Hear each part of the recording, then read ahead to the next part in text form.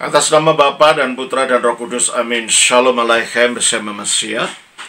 Selamat bertemu kembali saudara dengan saya, Episkop Daniel dari Nikopolis. Ini adalah tanggal 29 Desember.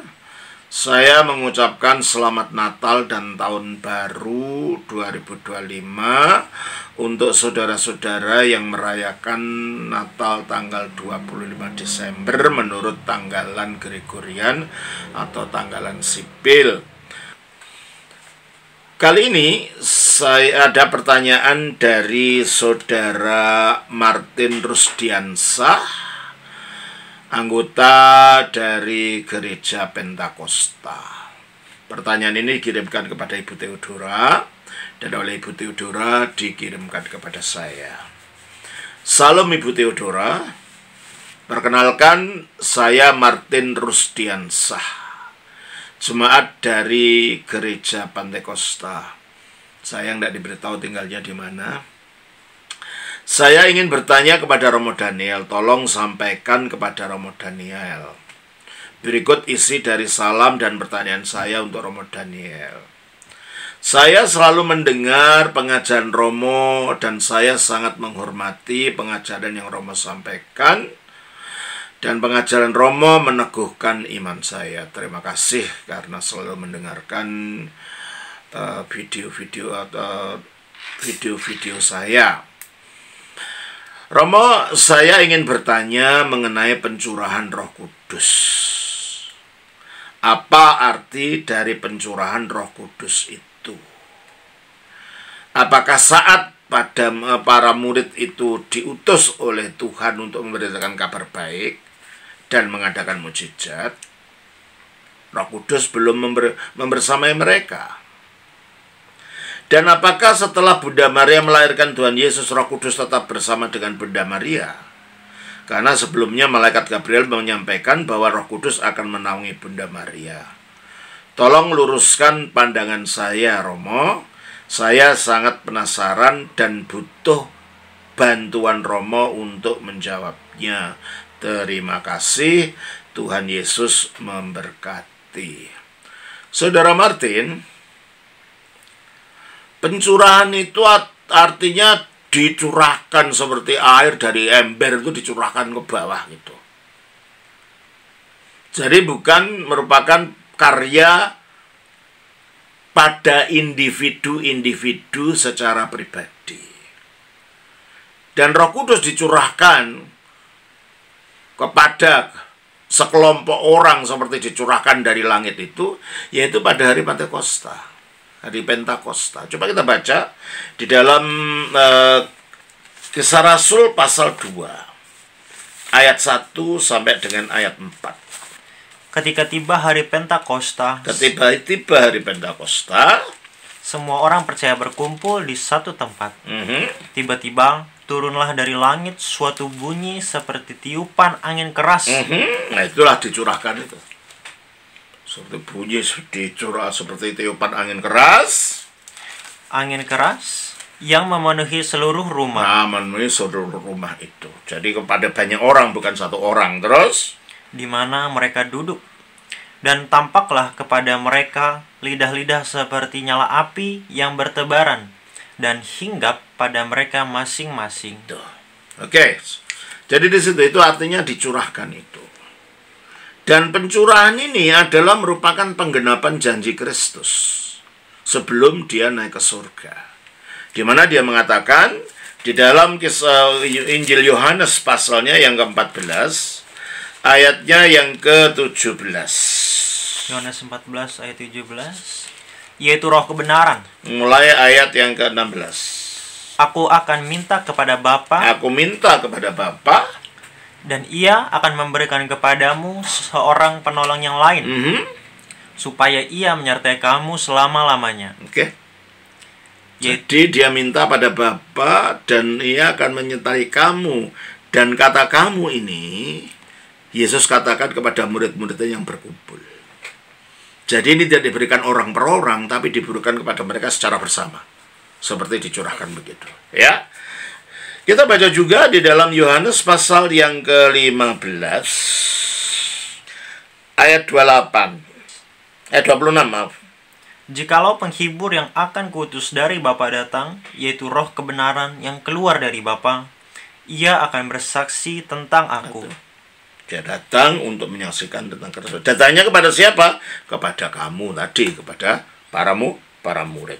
Kita baca juga di dalam Yohanes 16 ayat 7 sampai ayat yang ke 10. Yohanes 16 ayat 7 sampai 10. Namun benar yang kukatakan ini kepadamu adalah lebih berguna bagi kamu jika aku pergi. Sebab jikalau aku tidak pergi, penghibur itu tidak akan datang kepadamu. Tetapi jikalau aku pergi, aku akan mengutus dia kepadamu. Dan kalau ia datang, ia akan menginsafkan dunia akan dosa, kebenaran, dan penghakiman. Akan dosa karena mereka tetap tidak percaya kepada aku. Akan kebenaran karena aku pergi kepada Bapa dan kamu tidak melihat aku lagi. Ya, terima kasih. Jadi Tuhan Yesus menjanjikan bahwa Roh Kudus akan diminta dari Bapa. Roh Kudus yang keluar dari Bapa itu dikirimkannya melalui Kristus. Ayat 13. Tetapi apabila ia datang, yaitu roh kebenaran, ia akan memimpin kamu ke dalam seluruh kebenaran. Sebab ia tidak berkata-kata dari dirinya sendiri, tetapi segala sesuatu yang didengarnya, itulah yang akan dikatakannya, dan ia akan memberitakan kepadamu hal-hal yang akan datang. Ayat 14.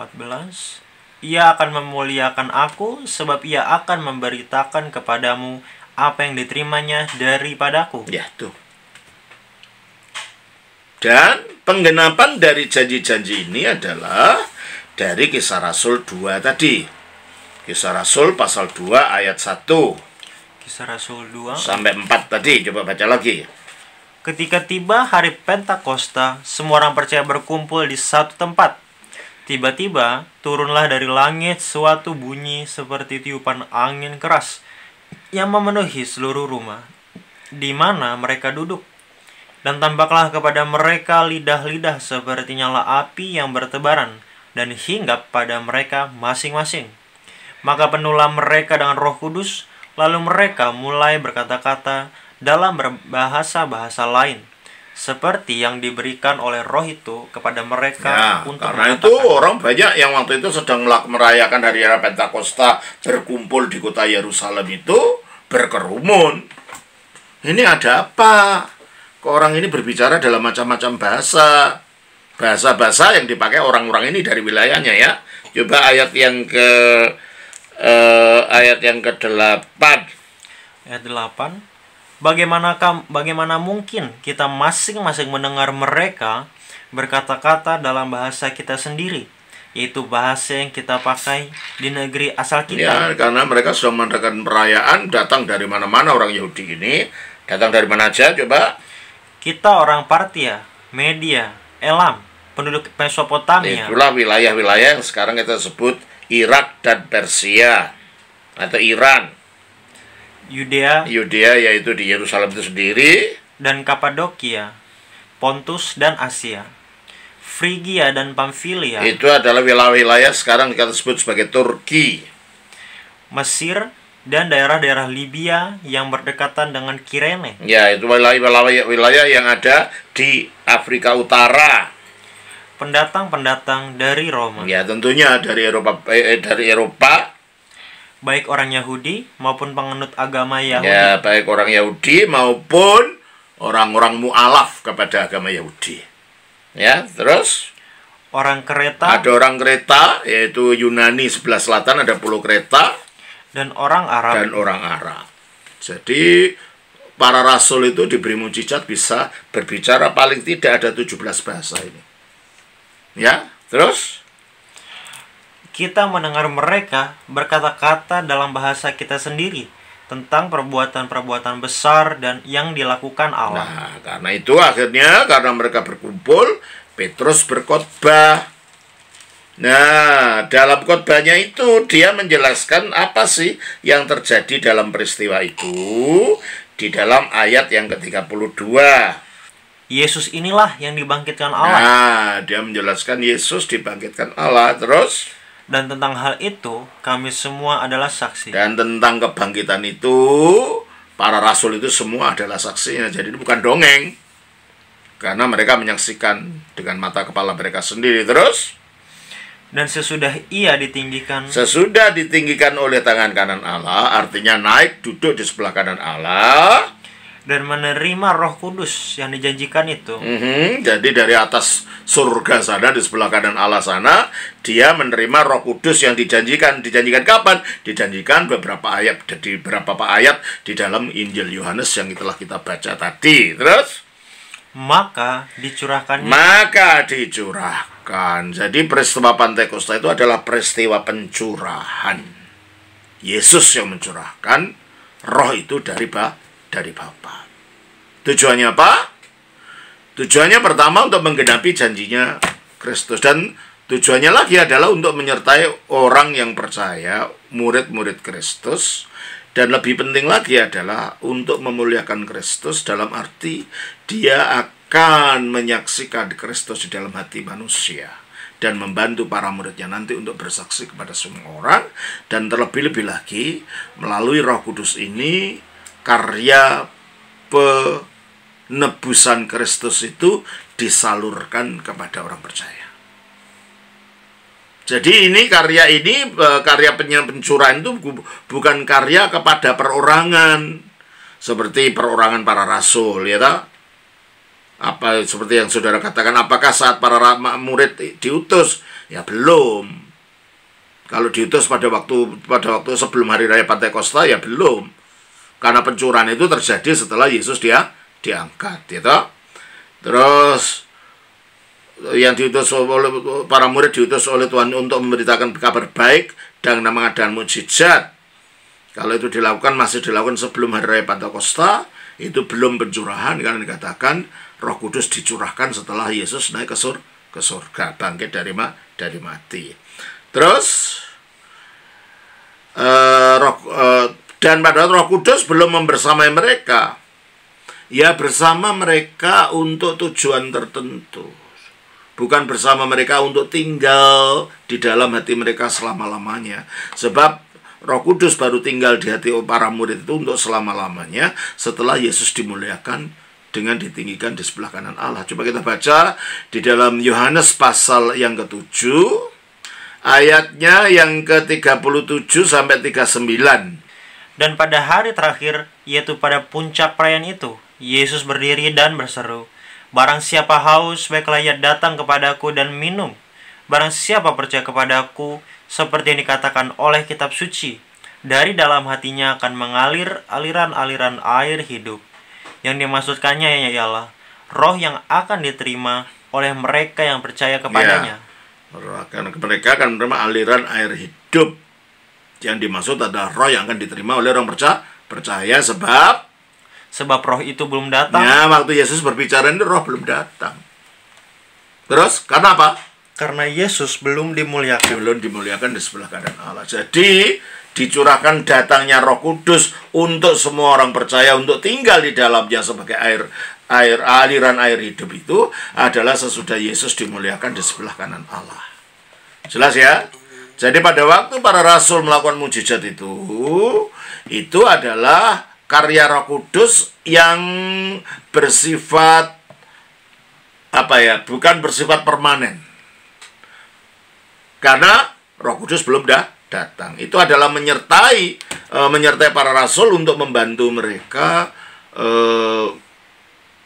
menunjukkan Kristus itu siapa kepada orang-orang yang diinjili oleh mereka. Tapi Roh Kudus dicurahkan di dalam gerejanya sampai terbentuk gerejanya, yaitu tubuh Kristus, setelah hari raya Pentakosta. Jadi hari Pentakosta itu adalah hari kelahiran gereja Kristus, gereja yang satu, bukan aliran-aliran macam-macam ini ya. Gereja yang satu pada waktu itu, gereja purba pada saat itu. Oke. Terus Dan apakah setelah Bunda Maria melahirkan Tuhan Yesus, Roh Kudus tetap bersama dengan Bunda Maria? Tentunya, karena apa? Bunda Maria pada waktu hari raya Pentakosta itu dia juga ada di sana. Coba kita baca dalam Kisah Rasul pasal 1 ayatnya yang ke 12 sampai dengan 14. Maka kembalilah rasul-rasul itu ke Yerusalem dari bukit yang disebut Bukit Zaitun, yang hanya seperjalanan Sabat jauhnya dari Yerusalem. Ya, itu sesudah Yesus naik ke surga, ini mereka kan di Yerusalem tadinya. Terus setelah mereka tiba di kota, naiklah mereka ke ruang atas, tempat mereka menumpang.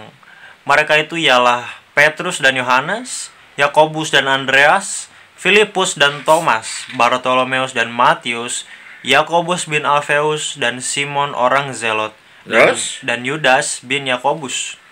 Mereka semua bertekun dengan sehati dalam doa bersama-sama dengan beberapa perempuan, serta Maria ibu Yesus, dan dengan saudara-saudara Yesus. Ya, berarti Maria ada di situ.